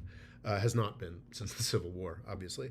Has its own idiosyncrasies, but its governor and its lieutenant governor were elected, and you've got the CIA Democrat governor, and I believe the lieutenant governor is Muslim, so that's got to be an interesting dynamic. But Northern Virginia is a fascinating place, and like banking in New York, or like Hollywood in Southern California, or tech in Northern California, like CIA is kind of, the war on terror is kind of like the hometown business of Northern Virginia. So I guess it makes some kind of sense. And there was some phenomenal tweets about like just describing like the Islamic like pro war on terror, like just the LGBTQ plus like that is like the Northern Virginia voter is like the jet fighter with a rainbow flag on it and all the bombs coming out. So I guess I that allows me to be a little more tolerant of Spanberger when I think about it that way. Do you still think the Saudis will fall before 2030? Only 5 years left.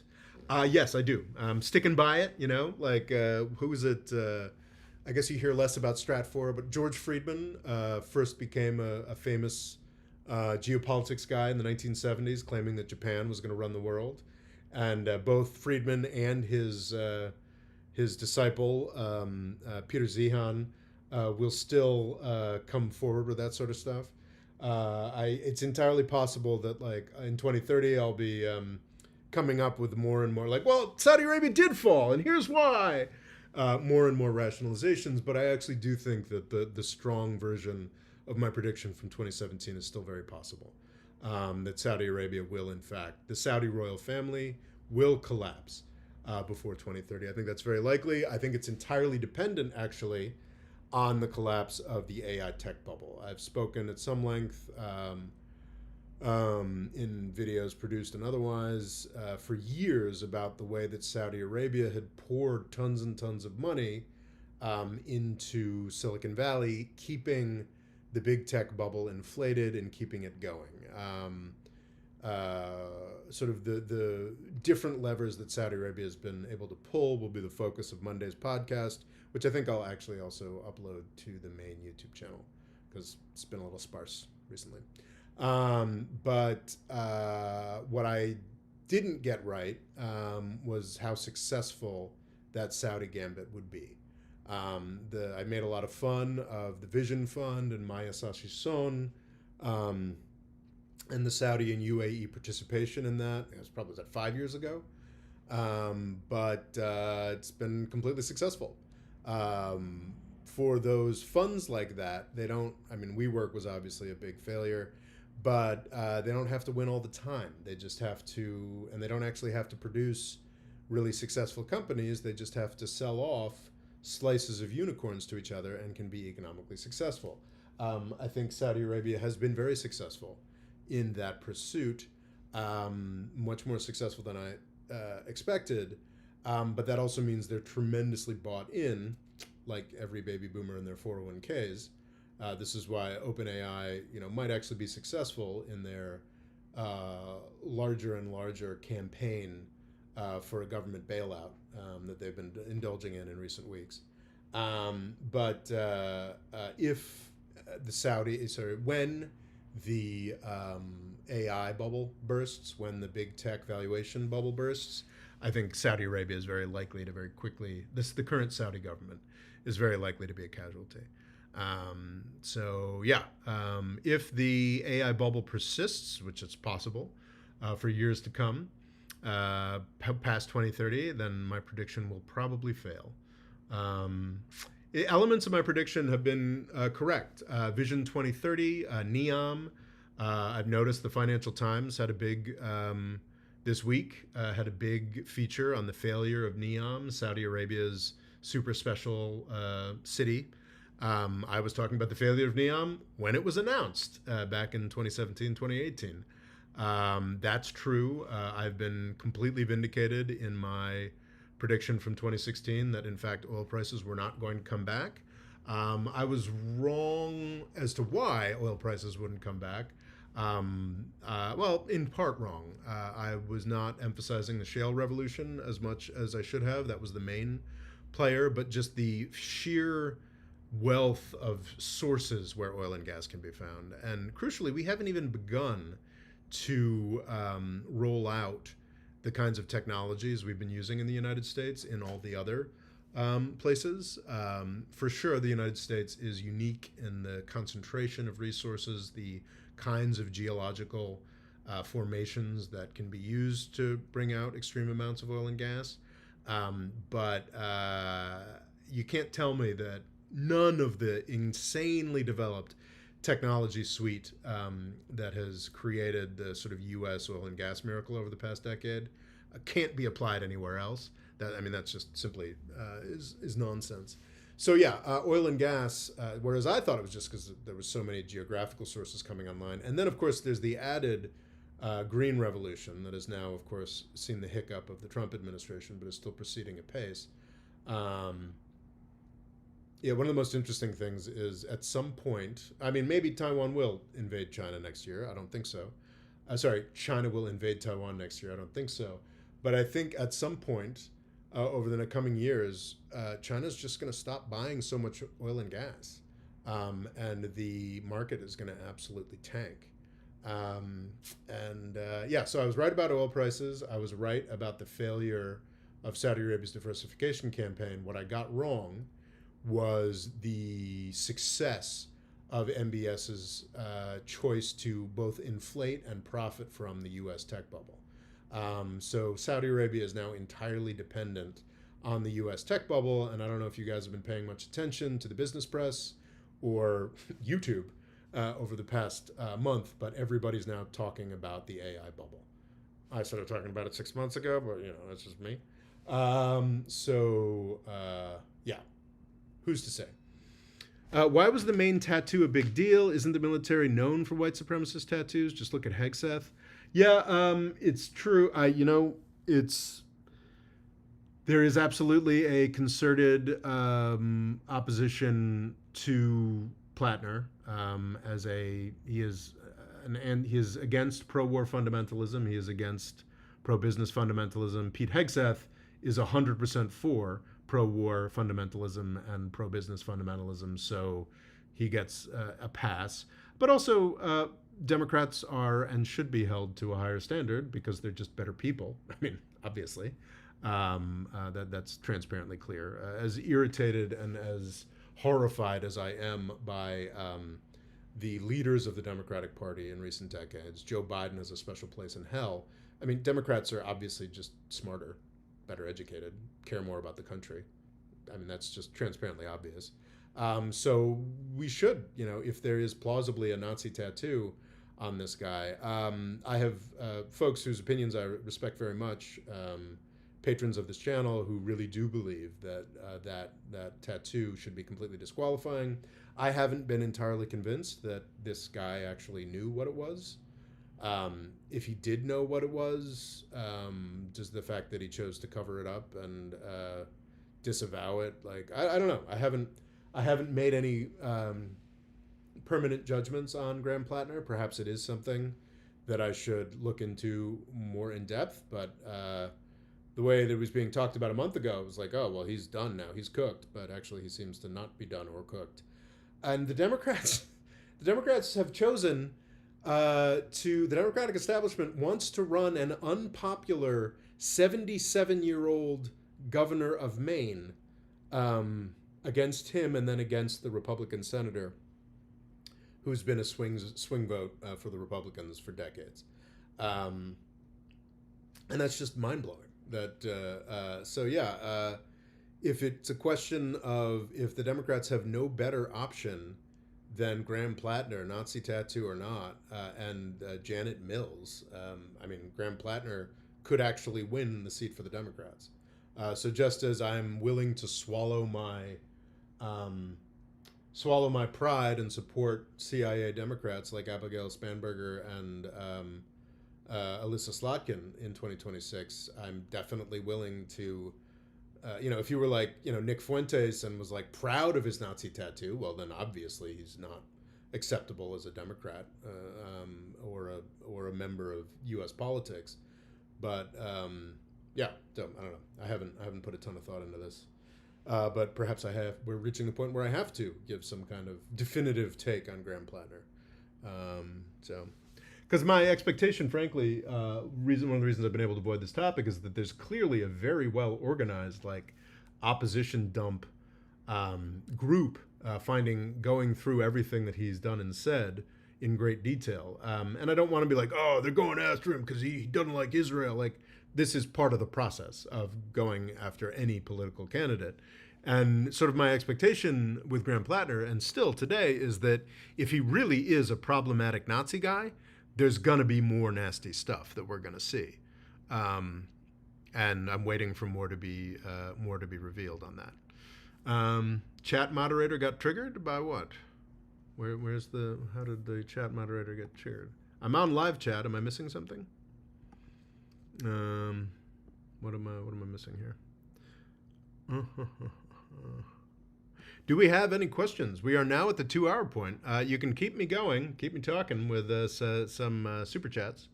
But I think we've done the full 2 hours. And thank you all for being here. It is notable how few people were here. But I think that is the fact that my own moderator was not notified of the live chat is a pretty strong indicator that Google doesn't want you to pay attention to nasty things about the UAE. So thank you for being here. Thank you for listening, and thank you so much for your support of the channel.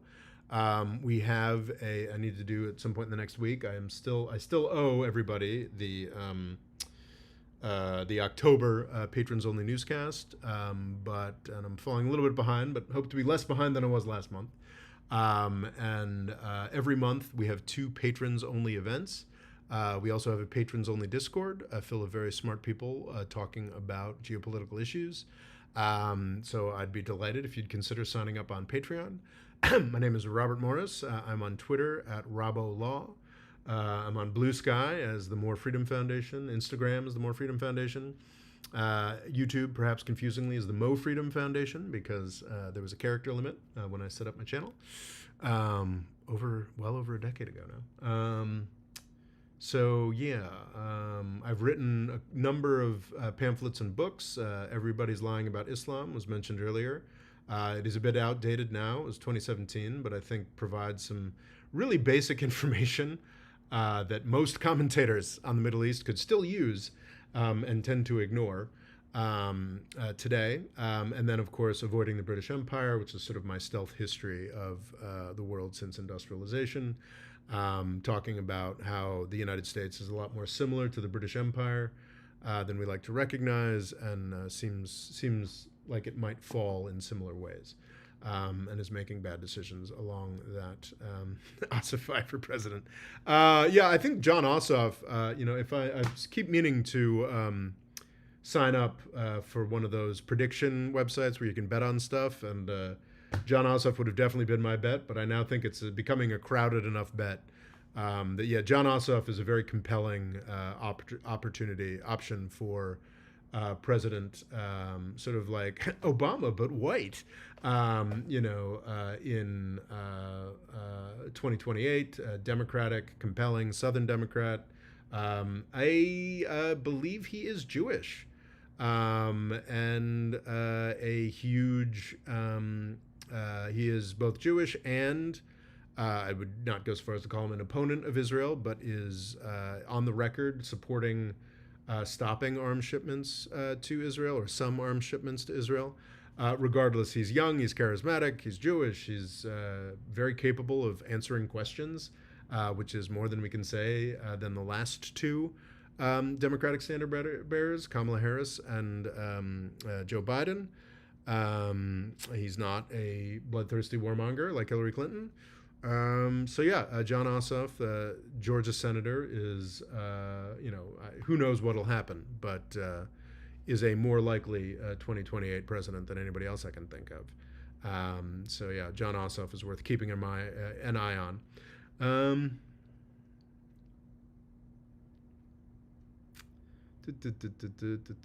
Robert Morris is governor of New York. Very unlikely. I tried to get on my community board, and then I think somebody Googled my Middle East commentary, and I was supposed to have an in on my community board, which is the lowest level of government in New York City, I did that in did not work, and I think potentially because somebody Googled me. But anyway, thank you so much. Let's see. Thank you all for being here, and please do tune in. I think next week I've got the Mondays podcast. Also, if you want a lot more detail on Sudan, this week's podcast talked a lot more about Sudan specifically, the UAE's role, and the horror story that is Sudan since 2019. So if you want more on that, check out this week's podcast. Was uploaded on Monday, available on Spotify, Apple, iTunes, or whatever, and all manner of other podcast sources. Next week, we're going to be talking about the merger of Silicon Valley and the military-industrial complex. Yes, that we're going to be doing that. And I'll probably upload that one on the main YouTube channel as well. So thank you all for being here, and subscribe, check out my other stuff. Anyway, thanks so much.